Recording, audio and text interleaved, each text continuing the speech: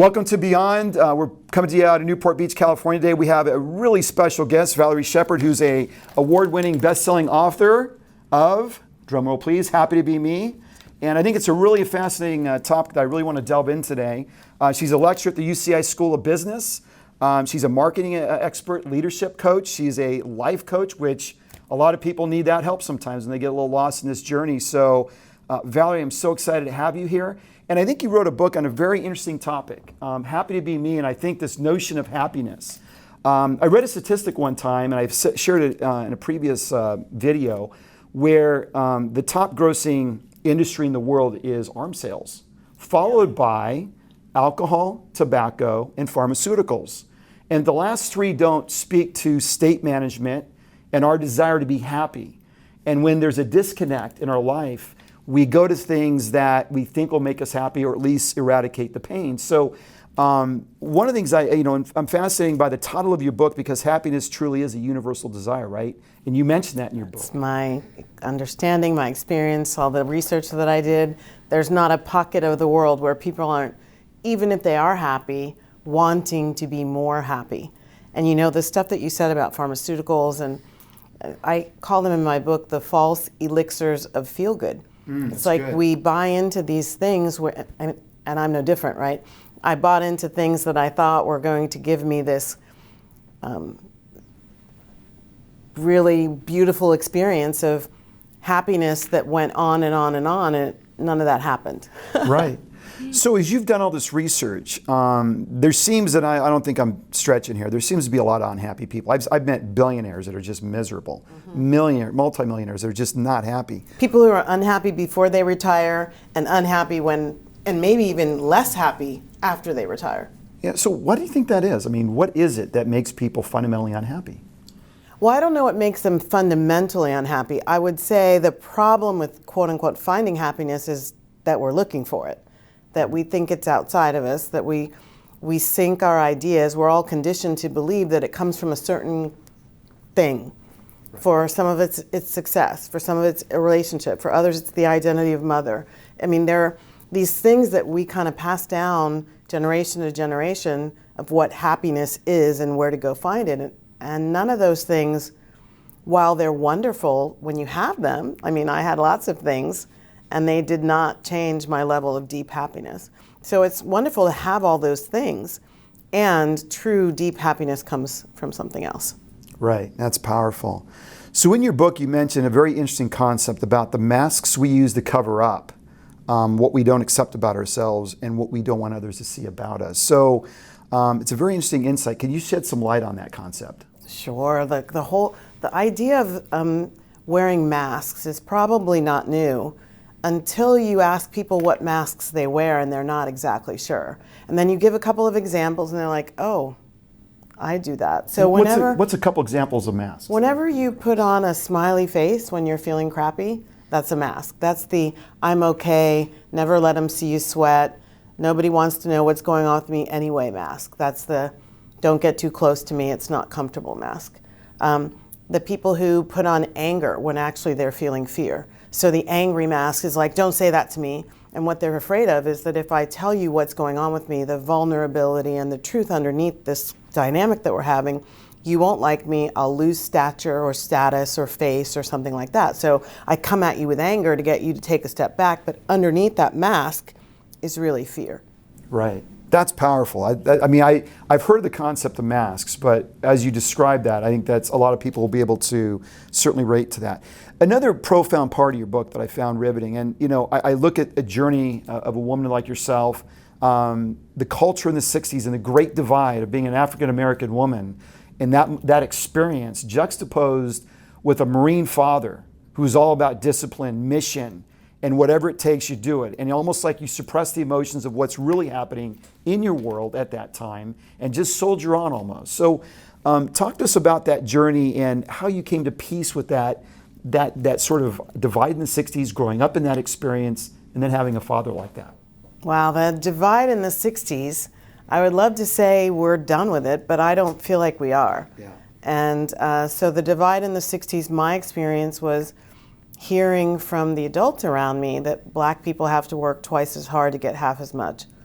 I don't know how much people are saying that these days, but a lot of the young students in my classes, that's not an identity that's so far removed. Like they really feel they have to do more, show more, prove more than their non-black counterparts. And that's a problem. Yep. And so growing up in that, I didn't know this until I started doing the work that resulted in the book.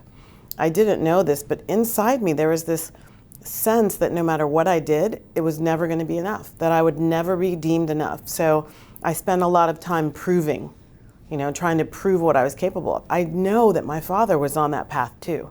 The military gave him an opportunity to do it within the confines of a very disciplined culture, and he did very well, making it to captain from an enlisted band.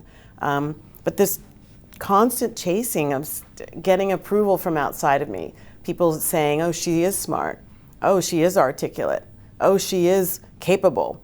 And I did very well in my career. And at the same time, I never felt safe. I never felt like I had arrived. I always wanted to feel those things, but shortly thereafter, once I got somewhere, I started to, feel a little uncomfortable, not really trust that I was okay and seen and understood and heard and valued and all those things.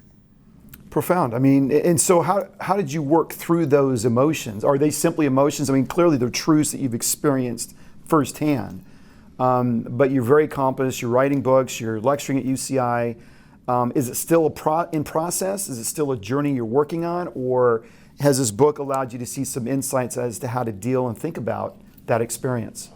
The getting comfortable with the, I call it the false self. Some people call it the demons within, the questioning, the wounded child. There are a lot of different names for the subconscious, unconscious aspects of everybody. So for myself, my little false self, my little girl who got some wounds as she was growing up, I'm very comfortable with her. I have conversations with her. I take over as the parent now. So on the journey that I'm on, I'm beyond, this first step in my 4-step process is to wake up. Wake up to what's going on, wake up and see yourself, wake up in self-awareness. So my wake up was to see that some of the stories I had in my mind that made me the victim of somebody else being the villain were created when I was young and in dynamics that are not really true this moment. There are some dynamics in this, in the current day that still need to be dealt with, but they're not the ones that created this identity of not being enough. And so what I've had to do is make peace with that, forgive the dynamic, forgive myself for how I misinterpreted, forgive the other person for whatever they did. It's a lot of forgiveness work, a lot of going deeply into it and understanding where did this come from, and then releasing it and spiraling up, as I say. Go deeper into yourself and spiral higher into your consciousness. And I say in the dedication of the book, that's the only way I know to have lasting happiness, is to raise your consciousness. That's profound. It's almost like, we give things meaning. And I say, why do we give it that meaning? The emotion we get from something, we give something a certain meaning to it. Somebody offended us. Somebody said the wrong thing. Who says it means that? Right. At any level. That's our perception, our interpretation. Right. That's how we are receiving it. Someone else could receive the same words with the same facial expression, with the same energy, and get something completely different. Completely. And it's based on us and our history and our wounding and our conditioning, our patterns of response and behavior and interpretation. All of that is underneath every single interaction. That's so true. So you mentioned the 4 steps, you mentioned the first one. What were the other 3? Because that was also interesting in your book. So the first step is wake up to the truth of who you are. You're more than a human being. You've got divinity within you. Anchor in that and you'll go a different place. Step 2 is once you accept that, you have to shake up and release everything that doesn't align with that. So it's like if I see myself as this magnificent being, image and likeness, many of the major spiritual and religious traditions talk about that fragment, that we are fragments of the divine. So how could I then also see myself as not enough, not lovable, not special, not worthy? It's incongruent. It's incongruent. Right. So having to understand, okay, so that doesn't work. So how do I let that go so I can rise even more into that awakening? And then step 3 is, now that you've done those 2 and you understand that, make up a new story of you in your life. Not just your life, but who am I going to be in my life? How am I going to be Valerie? How do I show up? How do I show compassion for myself and others? What am I here for? What's my purpose beyond this idea of success? Like, is there something that's wanting to come into the world through me and only through me? Mm-hmm. And then step 4 is take up the reins and go live it. And that's how do you, on a day by day, moment by moment basis, actually be that. Like, that's where the rubber meets the road. It's not about head knowledge. My book is not about read it and then move on. It's about turning it into a practice that actually then frees you into a whole new space of peace, love, joy, and freedom. That's huge. I mean, that's some good recipes for sure. What have you found to be the secret to happiness then? Is it applying the 4 principles for you? I'm sure people ask you that all the time. So what is the secret? What is the secret sauce? What is it we should be doing? So it sounds like apply the principles and put it into everyday practice, or is that too simplified? It is simple, isn't it? Sometimes we try to make simple things really hard. Right. Sometimes that's because we feel better about ourselves when we overcome big challenges, like walking to school 2 miles uphill both way, right? Like, we do that because we want to feel better about ourselves. But what if it is really easy and really simple and you don't need to struggle to find happiness? So the key in my mind is this thing I call self-awareness, self-acceptance, and self-love. That's the centerpiece of the work that I do. Understanding what makes me tick, that it's more than I like Rocky Road ice cream and I love sushi. It's got to go deeper than that. Where did I learn ideas about myself? How do I bring those to the fore? What happens when I feel vulnerable or scared? What happens when I feel threatened? That's about me. That's coming from inside of me and understanding that. And the self-acceptance piece is. So resisting it doesn't change it. Right. So the acceptance is, how do I get into a peaceful place with who I am? I can still change it. I can get into a peaceful place with what I don't like about the world and still work to change it. I'm just not in resistance and anger and frustration and pushing it away. So self-acceptance is cool. And then self-love, a lot of people feel like love has to come from the outside in. It actually comes from the inside out. Right. And the more I love self, the more I have love to love you in all of your permutations, even the ones that I might say, I don't really like that about Ben, but I still could be in an unconditional loving relationship with you, even in spite of whatever it is doesn't work for me. And in today's world, that's saying something, because the unconditional part is really lacking. It's really hard in today's to find culture. It seems like to me. It's really hard. So you had something that was also very poignant for me in the book that I think is true, that I think the audience would really appreciate hearing. So many of the emotions people have are anchored in an experience they've gone through, right? How important is it to reject the thoughts and beliefs of others in the process of experiencing more happiness? Absolutely penultimate. It's absolutely critical to be able to fly your own path, to decide that I don't care what. I have this conversation with my mom because she'll tell me, she says things like, well, they say, and I'm like, who cares what they say? Who are they anyway? I mean, and I work at a Research One institution down the road a piece called University of California, Irvine. So definitely data is important, and knowing the bell curve and they say is important in some things. But when it comes to you and your life and what's going to really create that connection to happiness that's within you, you kind of have to be willing to go it alone. And you have to be willing to withstand the naysayers who all say, why are you doing that? Why are you doing that? Why don't you want this? I do this. You have to be willing to go, okay. A colleague of mine once told me about a hand in the sand.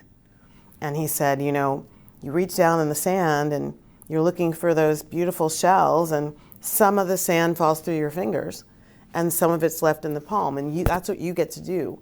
People bring you ideas and they think of them all as grains of sand, and then pick the ones you want to keep in your palm, like a precious shell. Those are the ones you keep and you act on and you grow with until they're not anymore. Right. And then you let those go. And so it's not that the people are wrong or they don't love you or they don't know what they're talking about. It's just that you're making a conscious decision that what they're offering you isn't working for you at this moment in time. Could someday, but maybe not right now. You know what's really interesting is in our society, I think control and influence is celebrated. If you want to be the man or the woman, you want to be successful, it's about control, influence over everybody else. And it runs really counter to what you're saying, but what you're saying really will bring a lot more peace. So it's almost like our culture is conditioned to a very unhealthy approach to people, as we live in this very materialistic culture, it's about control, dominance, success, win, all that stuff. And yet there's so many people that have zero peace and are fully self-medicated on any number of things. Maybe that's an opportunity to stop and say, wait a minute, pump the brakes. Maybe there's a better way of looking at things. Back after this message from our sponsor. Serenitex is focused on eliminating the biggest challenge to migraine management, namely the subjective diagnosis of migraines and standard migraine drug therapy that results in undesirable effects and unproven results. Healthcare and lost productivity costs from migraines is $78 billion a year, and employers lose 113 million lost workdays from migraines. But did you know that more than 95% of those with chronic migraines have never sought help, received a diagnosis, or been treated? Serenitex has discovered a patentable technology solution for the non-invasive detection and screening of migraines. We've tested our approach on actual migraine patients, and it works. To learn more, visit serenitex.com. Welcome back. So as you wrote this book, and again, I want to show everybody the title, the cover. Amazing book, and you've already heard that she really has some very powerful, profound insights. What is the biggest lesson you've learned in writing this book? You're going to be surprised. The biggest lesson I learned in writing the book is there's no way to write a book. Interesting. And so the reason I say that as one of the biggest lessons is because people are absolutely adamant for a lot of things they don't know how to do, that there is a one way to do them, including be happy, including fall in love, including find the right career path, or to know what their purpose is. And there's not. And when we go into spaces like this where we're actually being called into our highest self and the freedom to create, like really creatively envision and bring forth into this world something through us, it's really important that we not get caught up in there's a way to do it. And I was with this book, and there are a couple times when I put it down, I was like, and I literally said these words, what am I doing this for? I don't know how to write a book. And then I would start to hear a little kind of nudge inside me saying, keep going. So I'd write some more. I don't know how to write a book. I would hear, keep going. And then eventually I learned it's not about knowing how to do it. It's just about trusting the instinct to do it and then flowing with that. It's like being in the flow of that and letting go of these preconceived notions that I had, which were also a little bit tied to the wounding of not being enough, not being worthy, who wants to listen to me, what do I have to share? So some of that was dancing in the whole idea of my preconceived notions about being an author. You know, it's amazing. There's so many people out there that have these preconceived notions. I'm not enough. I'm not smart enough. Who am I to do anything? And yet a lot of that's fear-based, right?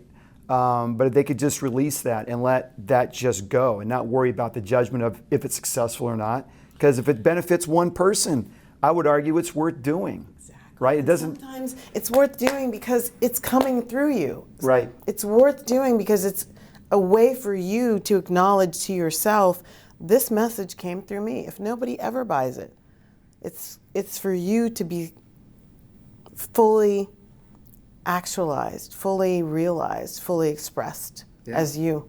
Because there's so many people bottled up with not able to reveal. You know, the funny thing about corporate America, and I always go back to corporate America, it's designed to keep people in a box. They can't say certain things. It's got to be the company mantra. It's got to be a certain way. And there's so many people living quiet lives of desperation saying, yeah, but this is really me, but I can't express really me. And I think there's a lot of dynamics going on with that, right? So self-expression, like being fully self-expressed is one of the key dynamics inside happiness. Right. I talk about, I take a stand, I wrote an article once, and I think it's in the book, I'm taking a stand for selfishness. And people get really freaked out, especially my young millennial and Gen Z students. They're like, oh my God, how can I, like that's narcissism and all this stuff. And then I explain to them, I'm talking about a healthy, responsible sort of selfishness, which means I make my life about me. I don't make your life about me. I don't try to make you focus on me, but I do make decisions with me at the forefront, first and foremost. And that's part of step 3. Right. Like, how am I going to be different in my life? How am I going to make me important in my life so that my life matters at least to me? I'm so impressed with your self-actualization, your ability to reflect in very challenging situations and come out so amazing in your perspective, in your heart, in your mind. So as I think about your journey, there's got to be one or two people that have really had a big impact or influenced your journey. If so, who would that one or two be? There's so many people who've left really indelible marks on me. Obviously, my parents and my father with the Marine Corps, and the culture of never giving up. There's some real beauty inside that kept me going with the book, keeps me going with the stuff going on since the stroke and all of that. So that's really powerful. One of my first mentors was Dr. John Kappas, the late Dr. John Kappas. He started the Hypnosis and Motivation Institute up in LA. And this quote is actually in the book, where he talks about ignoring appearances, be unmoved by appearances, and therefore appearances move, which basically is saying maybe everything that you see is not all there is to see, and to stay in peace and acceptance even while stuff is unfolding, and then what you're seeing will actually move into a vibration that's maybe in alignment with you better. So that was really important. And then another really important one was a boss that I had at Procter & Gamble. And I was having struggle with a concept that dealt with stuff moving through the pipeline, inventory moving through the pipeline. And it was not locking in for me. And I went into his office. I was very afraid of letting him know that I didn't know how to do this thing for this spreadsheet. And he got up from behind his desk, went over to his round table, and he has these things called fireballs, those cinnamon jawbreaker candies. I hate those things. But he always had a big jar full of them, and he dumped them on a table. And he very, I say lovingly, it felt like doting. He carefully moved the fireballs through different parts of the pipeline to show me how the inventory would move through the pipeline. And I've always remembered that as a demonstration of what servant leadership looks like. And what I don't know that I always, I know for a fact, I don't always live up to the standard that he established in me of being so kind and so gentle with somebody who's saying, I have no idea how to do this.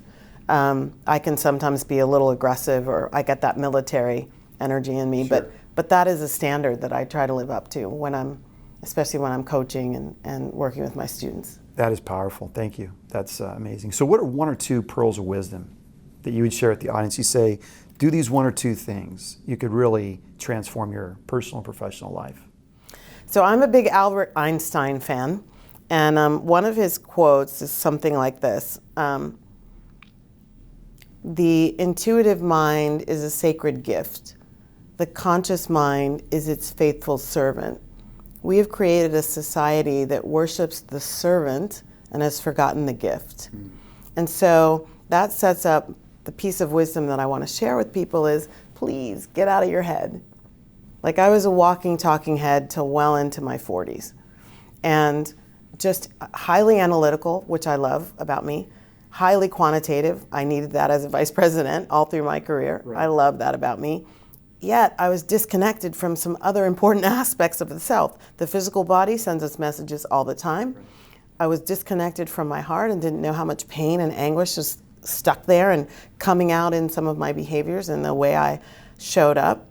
And so I suggest to everybody, quiet the head, get into the heart. Learn that you are more than your intellect and your knowledge and your ability and your skills and your talent and your influence. And there's some other parts of you that you might want to get into contact with. Meditation is my favorite way to do that quieting. I think yoga and other practices that get you embodied. I did Korean style of yoga called Dan Yoga that helped me to get more embodied and get connected to the physicality of me. And I think that's really important. And then the last piece of advice I would say is play more. Play more. I'm a certified laughter yoga instructor. I got that certification on purpose because when I went and did laughter yoga, it just brought so much fun And it also moves energy. I was going to say laughter in yoga seems like an oxymoron because when I've done yoga, I'm not laughing. That's all I'm saying, but that's awesome. Yeah, it's not the same as the asanas in yoga where you're holding a position, but it is really beautiful form of moving inner energy. Laughter has been studied for decades as being a healing modality. And so when you can get into play and laughter, not only are you moving energy that may be stuck and is not serving you, but you're also sort of oxygenating the brain. And so you're freeing up this powerful super processor that you have to even notice little changes that might come up with the new solution that you haven't been able to figure out. What's the next chapter of your book? What's the thing that would really help your teenager? Like, play really frees us up and livens us. It changes routine. It's a really powerful way for us to evolve. Yeah, I think when people are super wound up and super tight, they're not very effective. I know I'm not, but if you can relax, I used to fly planes right out here when I was a student pilot, and I remember when I was relaxed and having a good time, everything flowed, and when I didn't, everything was a pucker factor. Everything like, and that's not the way you want to approach life. Is there anything you want to tell the audience that we haven't covered? I think the most important thing for the audience is to remember that there is happiness inside every single moment. It's not a matter of going and finding it. It's a matter of being awake and noticing what's already here. And to the extent that we can notice what's already here, we set fertile ground within our vibrational field to receive even more. So start where you are. Arthur Ashe, start where you are, use what you have, do what you can. So start right now. What's going on that you can be happy about? What can you bring great gratitude to in this very moment? That's huge. Thank you so much. Where can they learn more about you? Where could they go? They can go to my website. The website for the book is called happytobeme.net. You'll find some videos there. You can order the book there at a discount versus the Amazon price. My retreats and stuff are there. And there's a contact me. And you can also look me up on LinkedIn, Valerie R. Sheppard. Well, all I can say as well, because you had so much wisdom that we could literally be here for 2 hours unpacking. Have me back, Ben. Yeah, I'll come back and we'll talk some more. It's profound, and you mentioned the stroke, and yet look at your radiance, look at your perspective. Nothing's held you back, and nothing's, I think Albert Einstein said one time, he goes, God doesn't roll dice. I think God is providential and the God within us. So thank you so much. Hallelujah. Amen to that. That's it from Beyond. Wardrobe today provided by John Barbados, South Coast Plaza. Look for Jose. As always, you can find Beyond Ben Bobo on the internet, of course. LinkedIn. You can find us on YouTube, Facebook, Instagram, all the usual suspects. And remember, until next time, becoming is better than being.